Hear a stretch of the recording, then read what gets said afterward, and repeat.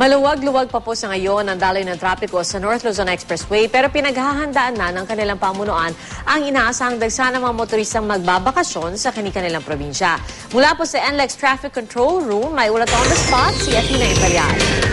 Athena? Maluwag pa naman ang daloy ng trapiko dito sa North Luzon Expressway, ngunit inaasahan nilang tataas ng 15 hanggang 20% ang dami ng mga motoristang dadaan dito sa NLEX ngayong Semana Santa. Simula Miyerkules ng hapon hanggang Huwebes ng hapon, may karagdagang manpower silang itatalaga sa mga toll at spare lanes sa Balintawak, Mindanao Avenue at Tau Plaza. Magkakaroon din daw ng mga manual lanes sa Subic-Clark-Tarlac Expressway o SCTEX, partikular sa Tarlac at Tipo exits. Magde-deploy din daw ng additional personnel sa Sabado de Gloria hanggang Linggo ng Pagkabuhay sa mga toll plaza sa southbound Bocaue, Dau at Mabalacat. Extended din ang working hours ng NLEX SCTEX traffic personnel. May aantabay rin daw ng mga traffic enforcers sakaling may masiraang sasakyan o magkaroon ng aberya sa daan. Magiging available na rin ang tinatawag na electronic ambulance cards mula Miyerkules Santo.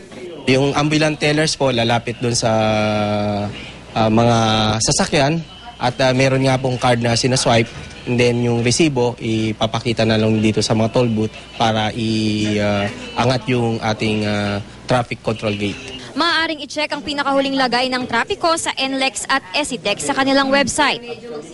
Ang North Luzon Integrated Guide and Travel Advisory System o NLIGTAS ang pinakabagong innovation ng NLEX na makikita sa kanilang website. So sa pamamagitan nito, malalaman natin ang real-time na kondisyon ng trapiko sa NLEX. Pag berde, ibig sabihin nito maluwag ang trapiko sa area. Pag dilaw naman, mayroong moderate traffic. Pag hati naman yung dilaw at pula, mayroong moderate to heavy traffic sa area. Pag pula, may heavy traffic. At pag may ganitong makikitang exclamation point, ibig sabihin, may traffic advisory sa particular area. Kung nais naman nating malaman ang travel time, halimbawa, manggagaling tayo sa Valenzuela at pupunta tayo sa San Simon exit, malalaman dito na 31 minutes bago tayo makarating sa San Simon exit. Patuloy naman daw na mag-a-assist ang customer service centers ng NLEX ngayong Semana Santa maliban sa Biyernes Santo. Tawagan nyo lang ang mga sumusunod na numero.